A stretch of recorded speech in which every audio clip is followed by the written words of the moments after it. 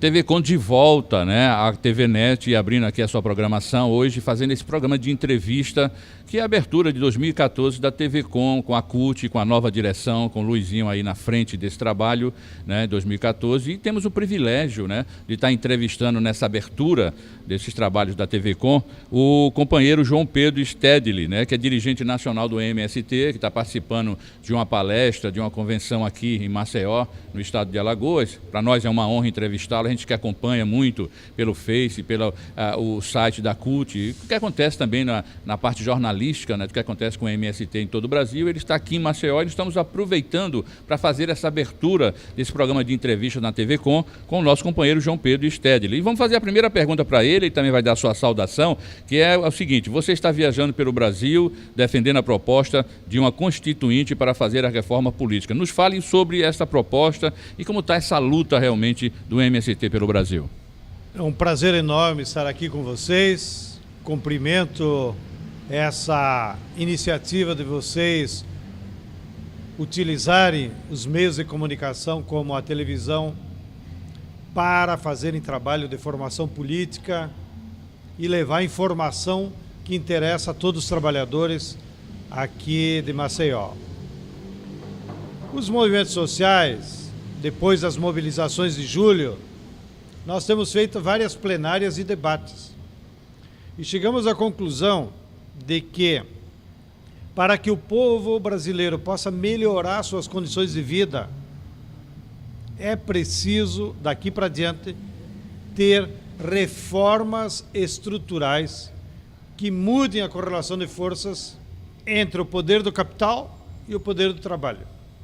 Como, por exemplo, a reforma tributária ou a reforma da educação para garantir os 10% do PIB em investimentos na educação. Ou mesmo, no direito trabalhista, a redução da jornada de trabalho para 40 horas. Que tudo está parado. Então, para que essas reformas aconteçam no país e melhorem as condições de vida da juventude e do povo, é preciso fazer uma reforma política como a porta de entrada. Por quê? Porque essas outras medidas necessárias, como a reforma agrária, inclusive, para melhorar as condições de vida, estão bloqueadas pela natureza que nós temos do Congresso conservador e de um poder judiciário completamente conservador. Tanto é que, depois das mobilizações de julho, a própria presidenta sinalizou que a saída seria a convocação de uma constituinte, a realização de uma reforma política e um plebiscito para o povo se manifestar. E ela foi bloqueada pelos seus ministros e pelo próprio Congresso. Então, diante dessa situação, os movimentos sociais achamos que a reforma política só vai acontecer no Brasil não pela vontade do governo ou do Congresso, mas se houver um amplo movimento de massas que pressione os três poderes, judiciário, legislativo e executivo, para nós convocarmos uma Assembleia Constituinte que, então, de maneira soberana e exclusiva, faça as mudanças na política que o povo está esperando.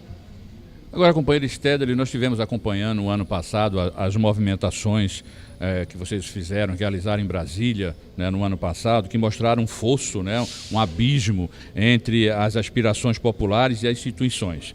Como você vê isto e se existe verdadeiramente esse fosso, né, esse buraco, esse abismo entre vocês e os políticos lá em Brasília? Existe uma crise institucional no Brasil? Não se trata de crise institucional. Que crise institucional é quando as autoridades, os governos não sabem o que fazer e não tem saída.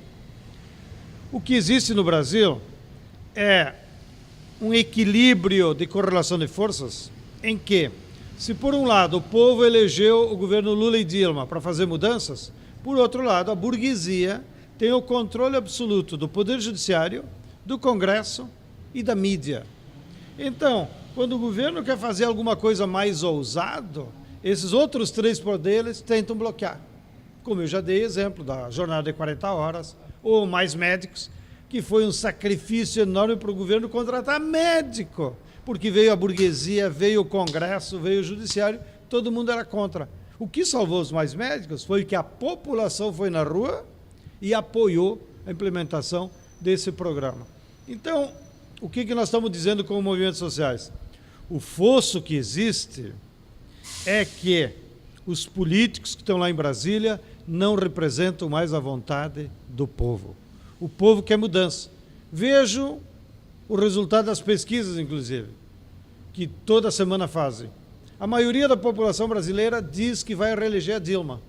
Portanto, manifesta uma simpatia com as mudanças que o governo, ainda que pequenas, está fazendo. Porém, 67% do povo diz, mas nós queremos mudanças, nós queremos mais, nós queremos melhorar as condições de vida do povo.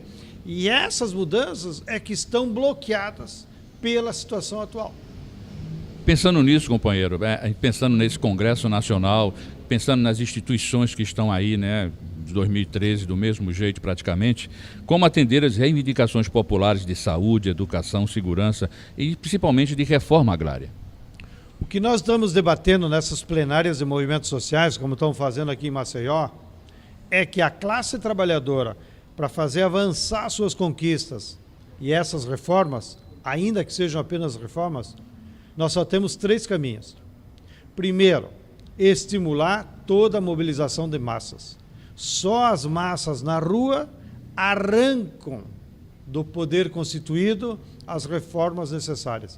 Então, oxalá a moçada volte logo para as ruas. E mesmo nós, nos movimentos sindical, no MST, nós temos que estimular para que o povo vá para a rua. Porque o povo na rua é que exercita a sua força de pressão. Segundo caminho, nós temos que fazer um grande mutirão de conscientização da população sobre as reformas políticas. Porque o povo está puto da cara com os políticos, mas ele não sabe o que mudar. Tanto é que, por exemplo, nós dos movimentos somos contra o financiamento privado das campanhas, porque deixa os políticos refém das empresas, e a favor do financiamento público, ou seja, com dinheiro público distribuído democraticamente para todos os candidatos. O povo é contra, porque o povo não compreende, ele acha que o dinheiro público nem para isso devia ser. Então, como é que tu resolve esse impasse? É que os movimentos sociais nós temos que fazer uma grande campanha, um grande mutirão de trabalho de base, nos nossos sindicatos, nas igrejas, nos assentamentos, nas escolas, nas universidades. Um grande mutirão para perguntar para o povo que mudança política você quer para o Brasil. E ir anotando essas mudanças. Esse trabalho de mutirão é que nós chamamos o plebiscito popular pela Assembleia Constituinte. E nós teríamos esse tempo de agora, fevereiro, até setembro. Conscientizar o povo e debater com o povo sobre as mudanças necessárias. E aí, na Semana da Pátria, dia 7 de setembro, nós faríamos, então, uma votação, um plebiscito popular, para que o povo decidisse em voto se ele quer a convocação de uma Assembleia Constituinte soberana, sim ou não. Como nós estamos imaginando que o povo vai querer, se nós conseguirmos 20, 30 milhões de votos nesse plebiscito de 7 de setembro, nós faríamos, então, uma grande caravana a Brasília, e vamos lá levar essa vontade popular para o Poder Judiciário, para o Congresso e para o Executivo, com uma pressão popular para que se convocasse, então, uma Assembleia Constituinte para 2015. E aí essa Assembleia se reuniria, já elegendo seus membros com novas regras, sem dinheiro das empresas, sem campanha estúpida como é feita agora, e aí implementaria as reformas políticas. E dentro da reforma política, além da reforma dos meios de comunicação e do Poder Judiciário, há um item importantíssimo, que é a garantia que o governo priorize, em vez de pagar juros para os bancos, que ele use esse dinheiro do superávit primário para investir na educação, para garantir que todos os jovens possam chegar na universidade. Essa semana mesmo vocês estão vendo. 2.200.000 jovens pobres se inscreveram no SISU para disputar 160 mil vagas na universidade pública. E os outros 2 milhões vão fazer o quê que não vão entrar? Não vão ter nenhuma oportunidade. O ano que vem mais 2 milhões. Então, o que nós estamos defendendo? é botar mais dinheiro na universidade, mais dinheiro em educação, porque a longo prazo, só a educação do nosso povo, só as oportunidades para a juventude é que vai conseguir construir uma sociedade mais democrática, como todo mundo sonha.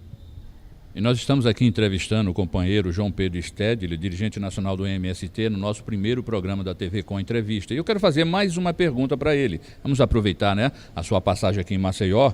Eu queria ver como você vê o processo de judicialização da política e de criminalização dos movimentos sociais. Que papel a mídia, a justiça e, em particular, o STF, né, tem cumprido nesse processo? Como eu comentei antes, na divisão dos poderes políticos, o povo só vota.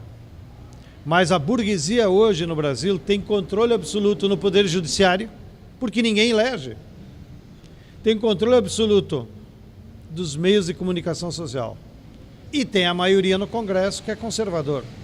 Então, cada vez que o povo tenta avançar na luta social, ou o governo do executivo acena com alguma mudança, a burguesia apela para suas armas, que é o judiciário e os meios de comunicação.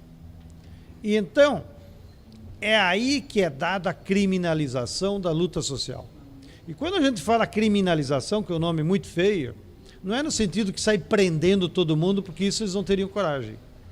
Mas eles, através dos meios de comunicação, eles fazem a cabeça do povo com a visão de que mobilização do social é baderna, de que luta é baderna, de que os movimentos sociais são corruptos, de que os políticos são corruptos, de que a esquerda é corrupta. Então vai criando uma opinião pública majoritária para pensar de acordo com o que pensa a direita. E isso se revelou como exemplo histórico agora, foi essa condenação que o STF fez dos dirigentes do PT. Nesse processo do STF, não há dinheiro público.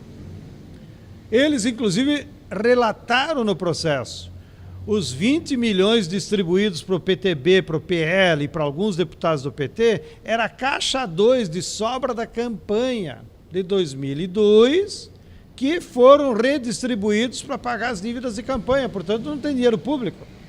Não? Tanto é que na condenação do STF não tem nenhuma linha que diga, então vocês devolvam o dinheiro aos cofres. Eles não têm o que devolver porque não pegaram.